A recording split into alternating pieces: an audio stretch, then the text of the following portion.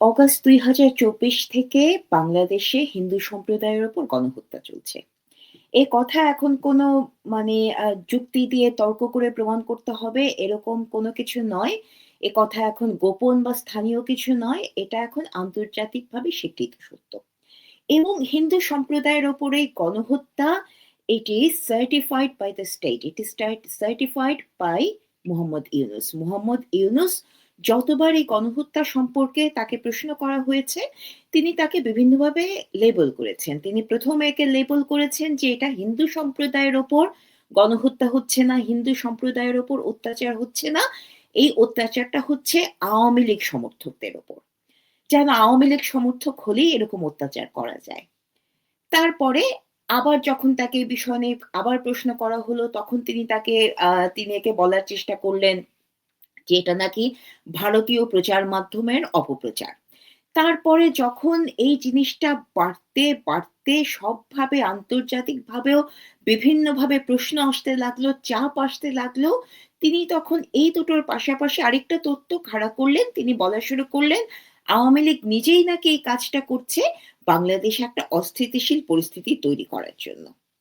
এই যে তার একটা প্রত্যক্ষ সমর্থন, প্রত্যক্ষ আশকারা, এই আশকারা পেয়েই বাংলাদেশের যে সাম্প্রদায়িক দলগুলো আছে, এই দলগুলো হিন্দু গণহত্যাকে তারা তাদের এক ধরনের অধিকার হিসেবে নিয়েছে।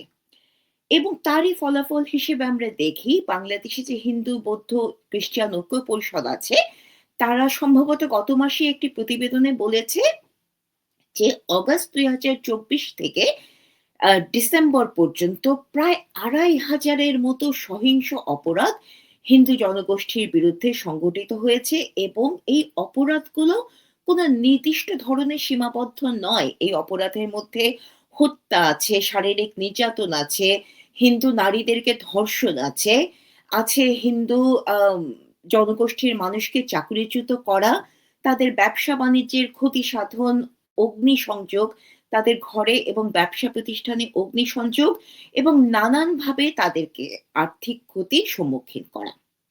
আর সাথে আমরা দেখেছি সামাজিক যোগাযোগ মাধ্যমে টিএমডি টোটাল মালাউন ডেথ নামে একটি হ্যাশট্যাগ দিয়ে মোটামুটি প্রকাশ্যেই তারা হিন্দু গণহত্যার বিভিন্ন পরিকল্পনা করছে এবং কোনোটারই ক্ষেত্রে কোনো বিশেষ কোনো ব্যবস্থা নেয়া হয়নি। তো এই যে এই জিনিসগুলো চলছে, এইটা নিয়ে আমরা ফিনিক্স মেমোতে বহুবার কথা বলেছি। তাই আজকে আমি যা বলবো কিছুটা পুনরুক্তি শোনাবে, কিন্তু ঘটনার গুরুত্ব পর্যালোচনা করে আমরা বারবার এই কথাগুলো বলতে চাই। আর আগের ভিডিওগুলো আমরা মন্তব্য সেকশনে দিয়ে রাখবো। আপনারা প্লিজ আগের ভিডিওগুলোও দেখবেন। তো যেটা হয়েছে গত কয়েকদিন ধরে নির্বাচনকে সামনে রেখে এই সাম্প্রদায়িক আক্রমণ, সাম্প্রদায়িক এই গণহত্যা, এই বিষয়গুলো আবার নতুন করে শুরু হয়েছে। নতুন করে হিন্দু সম্প্রদায়ের ওপর এবং আরো অন্যান্য সংখ্যালঘু সম্প্রদায়ের ওপর আবার শুরু হয়েছে আক্রমণ। এই আক্রমণগুলো কেন হচ্ছে এটা বোঝার জন্য আপনাদেরকে আমি একটু ২০০১ সালে নিয়ে যেতে চাই। ২০০১ সালে যখন জামাত-বিএনপি ক্ষমতায় এলো, একদম নির্বাচনের ফলাফল ঘোষণা করার সাথে তারা শুরু করলো বাংলাদেশের সংখ্যালঘু সম্প্রদায়ের ওপর একটা ব্যাপক আকারের নির্যাতন। সেখানে আম সেই সম্প্রদায়কে আবারও সেই সম্প্রদায়ের ওপর হত্যা, সেই সম্প্রদায়ের ওপর ধর্ষণ, সেই সম্প্রদায়ের নানাভাবে ক্ষতিগ্রস্ত করা, সেটা সেই সরকারের প্রত্যক্ষ সহযোগিতায় সেই সরকারের যারা রাজনৈতিক দলগুলোর সদস্য ছিলেন, তারা একদম সেই সদস্যরা সরাসরি এই নির্যাতনের কাজে অংশ নিয়েছিলেন। তো এখন সেই ২০০১ এর পরে আমরা আবার ২০২৬ এ আরেকটি নির্বাচন দেখতে যাচ্ছি এবং এই নির্বাচনে সংখ্যালঘুদের ঢাল হয়ে যে রাজনৈতিক দলটা দাঁড়িয়েছিল আওয়ামী লীগ, সে আওয়ামী লীগ এখন প্রচ্ছদে নেই। আছে বিএনপি জামাত বলে সেই একই দুটো দল, যাদের ইতিহাসে খুব বড় করে একদম বোল্ড ইটালিক ক্যাপিটাল ফন্টে লেখা আছে সংখ্যালঘু নির্যাতনের নাম। সম্ভবত সেই তারা নির্বাচিত হলে তারা আবার সংখ্যালঘু সম্প্রদায়ের সাথে কি করবেন তারই একটা ডেমো দেওয়ার জন্য গত ২০ দিনে তারা অন্তত ১০ জন আমি বলছি খুবই কি বলবো একটা কনজারভেটিভ অ্যাপ্রোচ নিয়ে শুধুমাত্র পত্রিকাতে যেগুলো খবর এসেছে সেই খবরগুলোকে পুঁজি করে। আসল সংখ্যা সেই ১০ জন থেকে অনেক বেশি। তো প্রিয় দর্শক আপনাদেরকে আমি সেই মানুষগুলো, সেই হতভাগ্য মানুষগুলোর মধ্যে কয়েকজনকে মাত্র পরিচয় করিয়ে দিতে চাই। সেই তালিকাটা আপনাদের হয়তো দীর্ঘ মনে হবে। তারপরে আমি অনুরোধ করব আপনারা তালিকাটা একটু দেখুন। কারণ এই হতভাগ্য মানুষগুলোর কথা খুব বেশি লোকে বলে না। শুরু হয়েছিল ১৮ই ডিসেম্বর দীপু দাসকে নিয়ে। দীপু দাসের কথা আপনারা সবাই জানেন। তিনি ছিলেন ময়মনসিংহের ভালুকায় একজন পোশাক শ্রমিক। তাকে ১ম এ পেটানো হয় ধর্ম অবমাননার অভিযোগে। তারপরে তাকে আ পুড়িয়ে দেওয়া হয়। জীবন্ত বা মৃত সেটা এখনো আমরা নিশ্চিত নই। ১৯শে ডিসেম্বর চট্টগ্রামের রাউজানে ১৯, ২০ এবং ২২শে ডিসেম্বরে ৫ টি হিন্দু এবং বৌদ্ধ বাড়িতে একই কায়দায় আগুন লাগিয়ে দেওয়া হয়। ২৯শে ডিসেম্বর হবিগঞ্জের পুকুর থেকে কামদেব দাস নামে একজন হিন্দু যুবকের মৃতদেহ উদ্ধার করা হয়। ৩১শে ডিসেম্বর কিশোরগঞ্জের ডামুরা উপজেলার তিলই গ্রামের খোকনচন্দ্র দাসকে ধারালো অস্ত্র দিয়ে কুপিয়ে তারপরে তার শরীরে পেট্রোল ঢেলে আগুন দিয়ে দেয়া হয়। মৃত্যুর সাথে লড়াই করে জানুয়ারির ৩ তারিখ তিনি হাসপাতালে মারা যান। এবং এই হত্যার উত্তরে পুলিশ কি বলছে জানেন? পুলিশ বলছে তাকে ছিনতাই করতে গিয়ে ছিনতাইয়ে অসমর্থ হয়ে নাকি তাকে মারা হয়েছে। এখন আপনারা আমাকে বলুন পৃথিবীর কোন ছিনতাইকারীর হাতে এত সময় আছে তারা নাকি ছিনতাই করতে না পেরে তাকে ১ম এ ধারালো অস্ত্র দিয়ে কুপিয়ে আহত করেছেন। তখনই সবকিছু নিয়ে তারা পালিয়ে যেতে পারতেন। কিন্তু সেখানেই তারা ক্ষান্ত হননি। তারা একইভাবে দীপু দাস কায়দায় তাকে আহত করে তারপর তার শরীরে পেট্রোল ঢেলে তাকে হত্যা করেছেন। এবং পুলিশ একে বলছে সাম্প্রদায়িক আঘাত নয়, এটা নাকি সাম্প্রদায়িক হত্যা নয়, এটা নাকি ছিনতাই করতে এসে হত্যা। তারপরে আমরা দেখতে পেলাম ৩ জানুয়ারি ঝিনাইদহের কালীগঞ্জে এক হিন্দু বিধবাকে ১ম এ ২ জন স্থানীয় মানুষ ধর্ষণ করে। ধর্ষণ করার পরে সেই হিন্দু ভদ্রমহিলার ঘরে তার ২ জন আত্মীয় ছিলেন। তাদের কাছে তারা ৳৫০,০০০ চাঁদা দাবি করে। তারা ৳৫০,০০০ দিতে অসমর্থ হওয়ায় তাদেরকে মারধর করে ঘর থেকে বের করে দেয়া হয়। সেই হিন্দু বিধবা ভদ্রমহিলাটি চিৎকার শুরু করলে সেই ২ জন ধর্ষক তাকে ঘর থেকে বের করে নিয়ে তার চুল কেটে দেয়ার ভিডিও করে সামাজিক যোগাযোগ মাধ্যমে ছড়িয়ে দেয়। মানে তারা জানে যে এই যে তারা কাজটা করছে তাদের আসলে কোনো বিচারের সম্মুখীন হতে হবে না। তাই তারা প্রকাশ্যে এরকম একটা ভিডিও করে সামাজিক যোগাযোগ মাধ্যমে ছড়িয়ে দেয়। তারপর ৫ই জানুয়ারি নরসিংদীর চরসিন্দুর বাজারে মুদি দোকান ব্যবসায়ী মণি চক্রবর্তী তিনি দোকান বন্ধ করে বাড়ি ফিরছিলেন। পথে কয়েকজন ব্যক্তি তাকে ধারালো অস্ত্র দিয়ে আঘাত করলে তিনি মৃত্যুবরণ করেন। সে একই ৫ই জানুয়ারি যশোরের মনিরামপুরে রানা প্রতাপ বৈরাগী নামে এক ব্যবসায়ীকে ১ম এ প্রকাশ্যে গুলি করা হয়। গুলি করার পরে তাকে গলা কেটে হত্যা করা হয়। তার কয়েকটি পরিচয় ছিল। তিনি নড়াইলের দৈনিক বিডি খবর পত্রিকার ভারপ্রাপ্ত সম্পাদক ছিলেন। পুলিশ যথারীতি জানায় যে তার সাম্প্রদায়িক পরিচয় নিয়ে যে লোকে কথা বলছে এটা নাকি ভুল।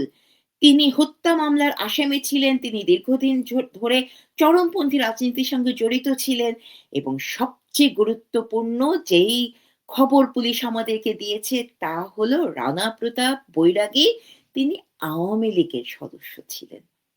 হ্যাঁ, এখন এই যে সরকার প্রধান মোহাম্মদ ইউনূস এবং তার যে কথা যেই আক্রমণগুলো হচ্ছে আওয়ামী লীগ সদস্য বলে, সেই কথাকে একজন সাধারণ পুলিশ সদস্য কেন প্রতিধ্বনি করবেন না? কারণ মোহাম্মদ ইউনূস এমন একটা অবস্থা করে রেখেছেন যে হিন্দু হত্যা হলেই বা হিন্দু নির্যাতন হলেই তাদেরকে আওয়ামী লীগ ট্যাগ দিলে আসলে সেই নির্যাতনকে একটা হালকা করে দেখানোর সুযোগ পাওয়া যায়। আমরা ভবিষ্যতে হয়তো এও দেখব যে হিন্দু হত্যাকারীদেরকেও কোনোভাবে দায় মুক্তি দিয়ে তাদেরকে অপরাধ থেকে ক্ষমা করে দেয়া হচ্ছে। এই একই কারণে রানা প্রতাপ বৈরাগীর হত্যাকেও পুলিশ আওয়ামী লীগ নাম দিয়ে এড়িয়ে যেতে চায়। ৬ই জানুয়ারি নওগাঁর মহদেবপুরে মিঠুন সরকার নামে এক যুবককে চোর সন্দেহ করে একটি মব ধাওয়া করে প্রাণের ভয়ে মিঠুন সরকার পানিতে ঝাঁপিয়ে পড়েন এবং পরে মিঠুন সরকারের মৃতদেহ উদ্ধার করা হয় পানি থেকে।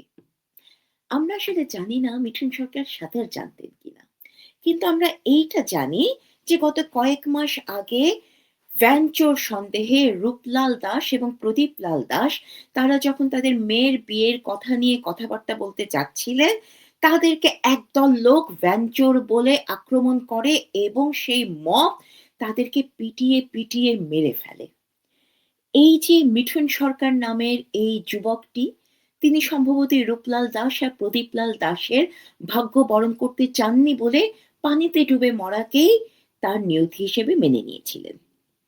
তারপরে ৯ই জানুয়ারি আমরা গতকালকের একটি খবরে দেখতে পারি যশোরের অভয়নগরের নির্মল বিশ্বাস তিনি নির্বাচন নিয়ে বলছেন, আমরা যদি বিএনপির ভোট দিই তাহলে আমাকে জামাতে আইসে ধরে বলবে, আর যদি জামাতরে ভোট দিই তাহলে বিএনপি আইসে ধরে বসবে। কোন দিকে যাব আমরা কন? সেই একই গ্রাম।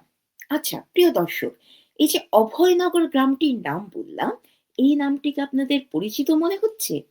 আপনাদেরকে একটু স্মরণ করিয়ে দিতে চাই, এই অভয়নগর গ্রামে গত বছরের মে মাসে এক বিএনপির নেতাকে হত্যা করা হয়েছে এই অভিযোগে সেখানকার হিন্দু জনগোষ্ঠীদের গ্রামে আগুন লাগিয়ে দেওয়া হয় এবং অন্তত 18টি বাড়ি সেই আগুনে ক্ষতিগ্রস্ত হয়। তো তারা নির্বাচন নিয়ে শঙ্কা করবেন না তো শঙ্কা করবে আসলে কে? সে একই গ্রামের শিউলি বিশ্বাস বলেন বিবিসি বাংলাতে, আমরা হলাম হিন্দু মানুষ, সামনে যদি ব্যালট পেপারে সিল মাইরে দেই তাও কিন্তু আমাদের বিশ্বাস করবে না। এইটাই কিন্তু বাস্তব।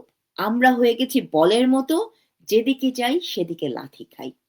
পথে ঘাটে যেখানেই যাই শুনি হিন্দু মানে নৌকা। তার মানেটা কি?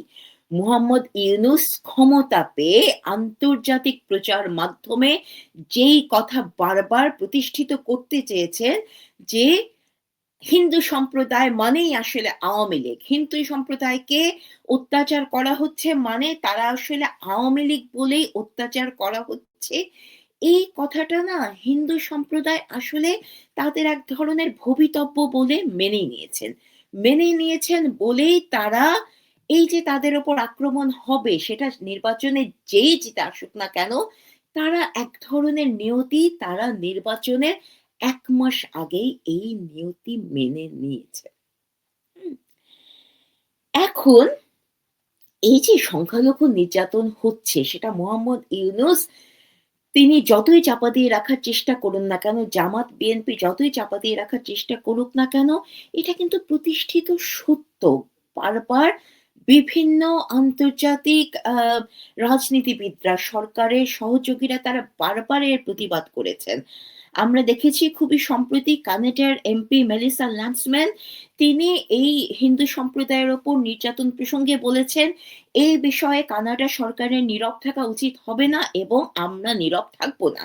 উদ্বিগ্নতার কথা এই কদিন আগে জানিয়েছেন ব্রিটেনের এমপি প্রীতি প্যাটেল। আমরা দেখেছি গত ১৭ই ডিসেম্বর প্রিয়াঙ্কা গান্ধীর নেতৃত্বে ভারতের কংগ্রেসের সদস্যরা সংখ্যালঘু নির্যাতনের প্রতিবাদ জানিয়েছেন। এই দুদিন আগে ভারতের পররাষ্ট্র মন্ত্রণালয়ের মুখপাত্র জয় সোয়াল তিনি প্রায়ই সংখ্যালঘু নির্যাতনের প্রতিবাদ জানিয়েছেন, আবারও জানিয়ে বলছেন যে হিন্দু নির্যাতনকে ব্যক্তিগত শত্রুতা এবং দলগত রাজনীতির শিকার এই বিষয়গুলো দিয়ে চাপা দেয়া হচ্ছে। তো আন্তর্জাতিক বিভিন্ন মহারথীরা যখন এই নির্যাতনের প্রতিবাদ করছেন, তখন আমাদের নির্বাচনে সামনের সারিতে থাকা বিএনপি এবং জামাত কি বলছে সেটা একটু আমরা শুনি। বিএনপির স্থায়ী কমিটির সদস্য গয়েশ্বর চন্দ্র রায় বলেন, বাংলাদেশের সাম্প্রদায়িক সম্প্রীতিটা অনেক উচ্চমানের, যেটা ভারতেও নাই। কিন্তু বাংলাদেশে কখনো সাম্প্রদায়িক কারণে কোনো ঘটনা ঘটে না। নির্বাচনের আগেই হোক পরেই হোক সরকারের একটা পরিবর্তন আসলে যা কিছু ঘটে রাজনৈতিক কারণে ঘটে, এটা বিবেচনায় নিতে হবে। তার মানে মুহাম্মদ ইউনূস যে বারবার হিন্দু সম্প্রদায়ের ওপর আক্রমণকে আওয়ামী লীগের ওপর আক্রমণ বলছেন, একই কথার প্রতিধ্বনি করছেন গয়েশ্বরচন্দ্র রায় এবং তিনি এও সাবধান করে দিচ্ছেন যে এই নির্বাচনের পরেও হিন্দু সম্প্রদায়ের ওপর আবার আক্রমণ আসবে এবং এই আক্রমণকে তিনি এক ধরনের বৈধতা দিয়ে দিচ্ছেন। তারপরে আমরা যাই জামাত শিবির, যার নাকি এখন হিন্দু প্রার্থী পর্যন্ত আছে। জামাত শিবিরের ওয়েবসাইটে একটা লেখা আছে ২০২৪ অগাস্টে মূল লেখাটি প্রকাশিত হয়েছিল দৈনিক সংগ্রামে, কিন্তু তারা তা ভালোবেসে নিজেদের ওয়েবসাইটেও এই লেখাটি তুলে রেখেছেন। সেখানে লেখক বলছেন, আমাদের দেশে সংখ্যালঘু নির্যাতন ও সাম্প্রদায়িকতার অভিযোগ নতুন কিছু নয়, বরং ভারত বিভাজনের পর থেকে এই অভিযোগ শুনতে শুনতে আমরা অনেকটা ধাতস্থ হয়েছি। এক্ষেত্রে বানোয়াট অভিযোগের মাত্রাটা এখন সকল সময়ের সীমা অতিক্রম করেছে। তিনি ২০২৪ অগাস্টের শেষের দিকের কথা বলছেন। তারা এসব মিথ্যা, ভিত্তিহীন ও উদ্দেশ্য প্রণোদিত অভিযোগগুলোকে ভিত্তি ধরেই আবারও অখণ্ড ভারতের দিবাস্বপ্নে বিভোর। তার মানে জামাতের অবস্থান হলো যে, এই যে হিন্দু সম্প্রদায়ের উপর গণহত্যা চলছে, নির্যাতন চলছে, এই নির্যাতন নিয়ে যখন আমরা কথা বলবো, আমরা নাকি একে অখণ্ড ভারতের পথে যাবার একটা সিঁড়ি হিসাবে ব্যবহার করছি। তো বাংলাদেশে যে দুটি রাজনৈতিক দল তারা আওয়ামী লীগকে হটিয়ে দিয়ে এই নির্বাচনে তারা সামনে আসতে চায়, তারা জয়ী হতে চায়, সেই দুটো দলের অবস্থান যখন এমন থাকে, তখন প্রিয় দর্শক, আমরা এই দুটি দলের কাছে এবং নির্বাচন হলে যারা সরকার গঠন করবে সেই সরকারের কাছে আমাদের হিন্দু সম্প্রদায় এবং আমাদের অন্যান্য সংখ্যালঘু সম্প্রদায়ের নিরাপত্তা আমরা কি করে আশা করি? আপনাদের যদি আমি আরেকটু মনে করিয়ে দিতে চাই, এইমাত্র কয়েক মাস আগে শুধু হিন্দু সম্প্রদায় নয়, বাংলাদেশের আহমদিয়া সম্প্রদায়ের ওপরও তারা এক ধরনের মৃত্যুদণ্ডাদেশ এই বিএনপি জামাত মিলে জারি করেছেন। তারা ঢাকায় একটা বিশাল সমাবেশ করে বলেছেন যে তারা ক্ষমতায় এলে, এবং বিএনপি জামাত দুটো দলই এ ব্যাপারে একমত হয়েছে। তারা একসাথে হয়ে বলেছে যে তারা যদি ২০২৬ ফেব্রুয়ারি নির্বাচনে ক্ষমতায় আসে, তারা আহমদিয়া মুসলিমদের অমুসলিম ঘোষণা করবে। তারা নিশ্চিত করবে তারা নিজেদেরকে মুসলমান পরিচয় দিতে পারবে না। তারা নিশ্চিত করবে আহমদিয়া সম্প্রদায়ের কবর পর্যন্ত মুসলিম কবরস্থানে হবে না। তো এখন প্রিয় দর্শক, আমরা আসলে এই ফেব্রুয়ারি নির্বাচনকে কাদেরকে ভোট দিয়ে নিয়ে আসব? আমরা কাদেরকে আমাদের সরকার, আমাদের দেশ পরিচালনার কাজে বসাচ্ছি? প্রিয় দর্শক, আওয়ামী লীগ আমলে কি বাংলাদেশে সাম্প্রদায়িক নির্যাতন হয়নি? হয়েছে। আওয়ামী লীগ আমলে কি বাংলাদেশে হিন্দুরা অ অনেক ভালো ছিল? না। অনেক, অনেক, অনেক ভালো ছিল না। কিন্তু এই হিন্দু নির্যাতনের বিরুদ্ধে বাংলাদেশ আওয়ামী লীগ কখনো এরকম হিন্দু নির্যাতনের পক্ষে, আহমদিয়া নির্যাতনের পক্ষে সরাসরি এরকম নগ্ন, এরকম কুৎসিত অবস্থান নেয়নি। বারবার তারা এই নির্যাতনের বিপক্ষে কথা বলেছে এবং এই নির্যাতনের বিচারের জন্য তারা দাঁড়িয়েছে। এমনকি এখনো এই অবস্থাতেও যখন শেখ হাসিনা দেশান্তরী, যখন আওয়ামী লীগ এই নির্বাচনে নেই, তখনও তিনি বারবার হিন্দু সম্প্রদায়ের উপরেই গণহত্যার প্রতিবাদ বারবার জানাচ্ছেন। তো প্রিয় দর্শক, আপনাদের কাছে আমার অনুরোধ থাকলো, সামনে নির্বাচন, আপনাদের ভোট আপনারা দিন। এই নির্বাচন আসলে আমাদের পুরোপুরি বর্জন করা উচিত। তারপরেও যদি আপনারা ভোট দিতে চান, আপনারা আপনাদের ভোট দিন, যাকে ইচ্ছা তাকে দিন।